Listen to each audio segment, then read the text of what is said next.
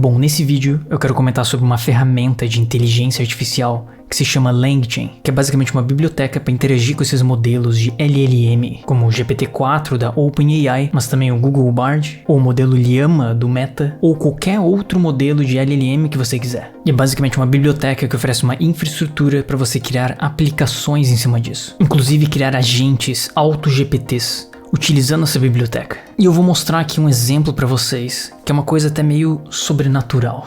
Eu vou mostrar aqui um exemplo funcionando, onde eu vou conseguir conversar comigo mesmo, fazer perguntas pra mim, em uma versão minha de 10 anos atrás. Sério, quando eu vi o potencial desse negócio, eu fiquei meio chocado, pra ser sincero. Então vamos conversar um pouco sobre o que é LangChain, como utilizar isso nesse vídeo.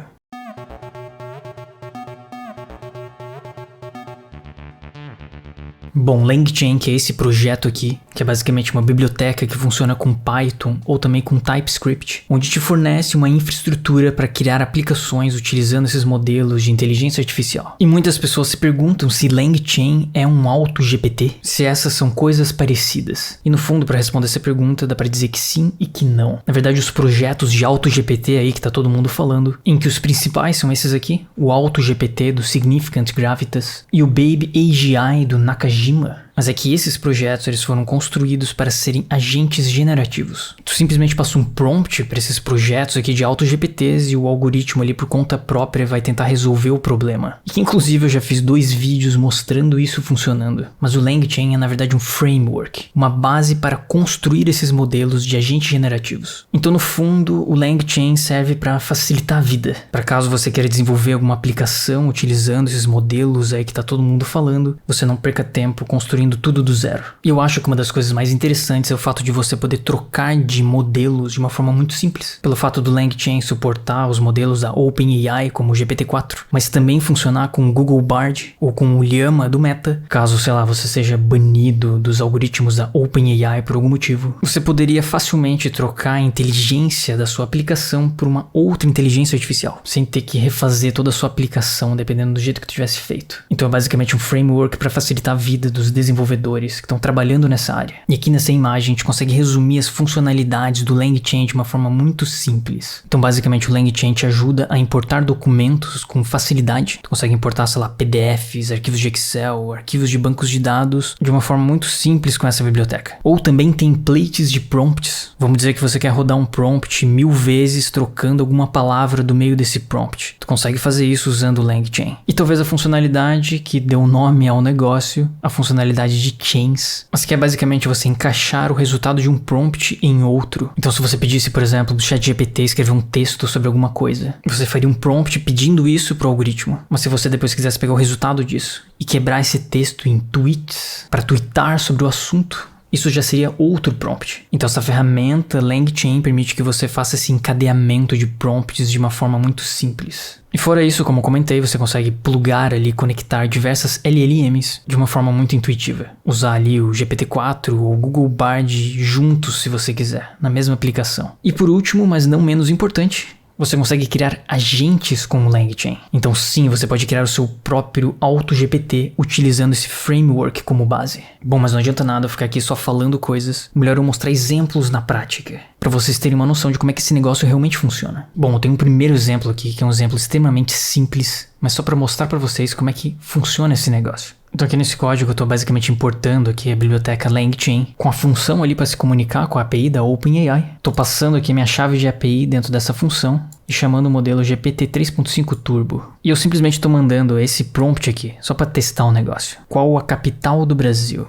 Então se eu rodo isso daqui e rodo aqui o meu prompt, a gente tem a resposta aqui. A capital do Brasil é Brasília. E esse foi só um exemplo para mostrar como é simples conectar a LangChain com os modelos da OpenAI. E se não ficou claro em algum momento, essa linguagem aqui que eu estou utilizando é Python. Bom, mas o segundo exemplo que eu quero mostrar aqui é uma coisa realmente fantástica. Sobrenatural até certo ponto. Bom, mas para mostrar o segundo exemplo eu tenho que contar uma breve história. Bom, há 10 anos atrás, eu estava na faculdade e eu escrevi minha monografia. E era uma monografia sobre Bitcoin, isso em 2013. E que é basicamente esse PDF aqui. Eu guardei esse arquivo aí com carinho aí todos esses anos. E tem umas coisas muito loucas aqui.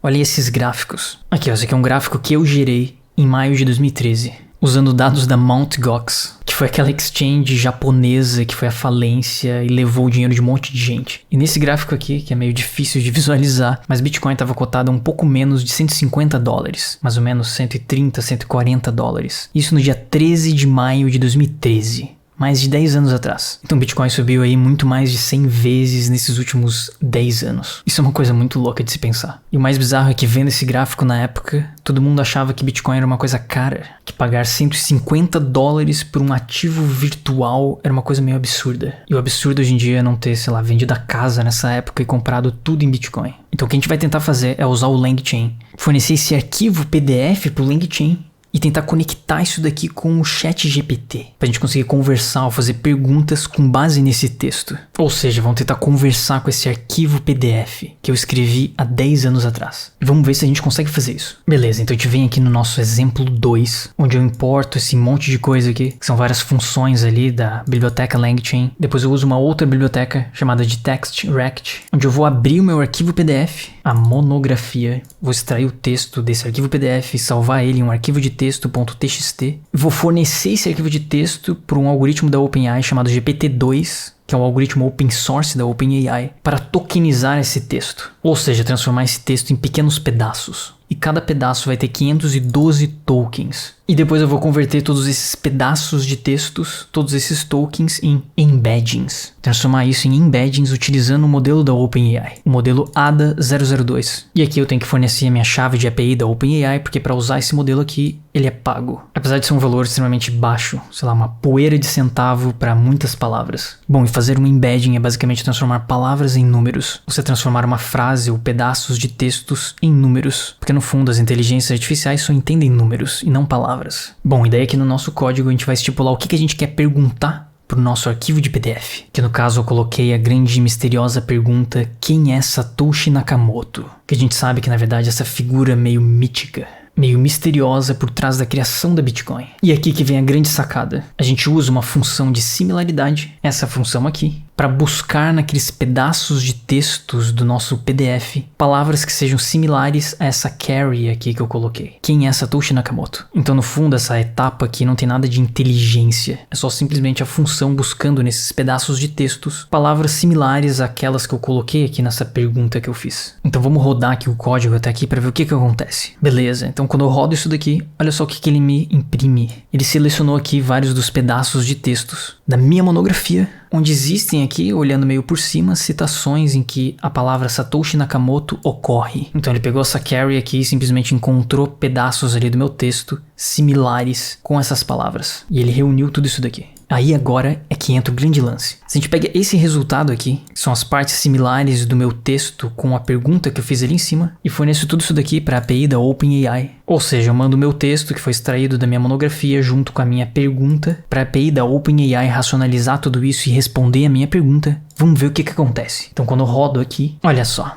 a magia acontece. A resposta foi que Satoshi Nakamoto é o pseudônimo de um usuário ou grupo anônimo que publicou o programa de código aberto responsável pela formulação das bitcoins no início de 2009. A verdadeira identidade do criador da Bitcoin ainda continua um mistério. Só que o mais maluco nisso tudo é que foi eu que escrevi esse texto. Sim, essa frase aqui, falando quem era o Satoshi Nakamoto, fui eu que escrevi na minha monografia. E usando a LangChain eu consegui simplesmente buscar essa informação, conversar com o meu próprio texto, que eu escrevi há mais de 10 anos. E isso é realmente uma coisa fascinante. Tão fascinante que eu quero até usar aqui para um outro exemplo. Sei lá, vamos botar aqui, ó. Quantas bitcoins existem em circulação? Vamos ver o que o negócio vai responder com base na minha monografia. Então se eu rodo isso daqui, ele seleciona ali pedaços do meu texto. E se eu mando isso aqui para o algoritmo da OpenAI, ele diz que até o ano de 2140, 21 milhões de bitcoins serão emitidas. E essa informação está verdadeiramente correta. Então as possibilidades desse negócio aqui são infinitas. Sinceramente, isso aqui é muito massa. E isso aqui é tão interessante que eu quero usar para um outro exemplo. Talvez um exemplo aí mais prático do nosso dia a dia. Bom, eu comprei essa porcaria aqui um tempo atrás.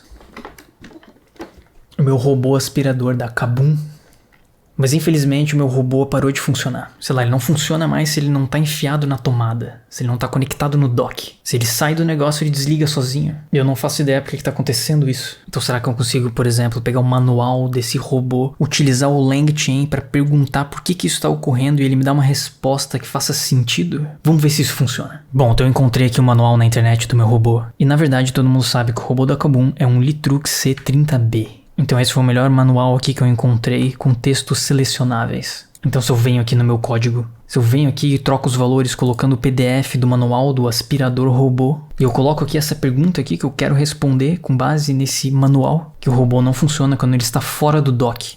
Por quê? E se eu rodo tudo isso daqui? A resposta é essa daqui, de que provavelmente a bateria está fraca e precisa ser recarregada, para conferir se o nível da bateria está menos de 20% e colocar o robô de volta no dock por pelo menos 5 horas. Bom, é óbvio que eu já testei fazer isso, mas achei bem interessante que ele achou a resposta mais factível com o meu problema dentro do manual do robô. Então, basicamente, usando o LangChain, você consegue conversar com qualquer pedaço de texto. Seja um trabalho de faculdade que você escreveu há 10 anos atrás, ou um manual de um eletrodoméstico que parou de funcionar. E isso é uma coisa fantástica. Imagina, muito em breve você vai poder conversar com todos os e-books que existem aí no mundo. Não sei como é que não implantaram isso ainda no Kindle. De você poder conversar e fazer perguntas com o livro que você está lendo. Isso é uma coisa realmente fantástica e que vai mudar a forma como nós interagimos com qualquer pedaço de texto.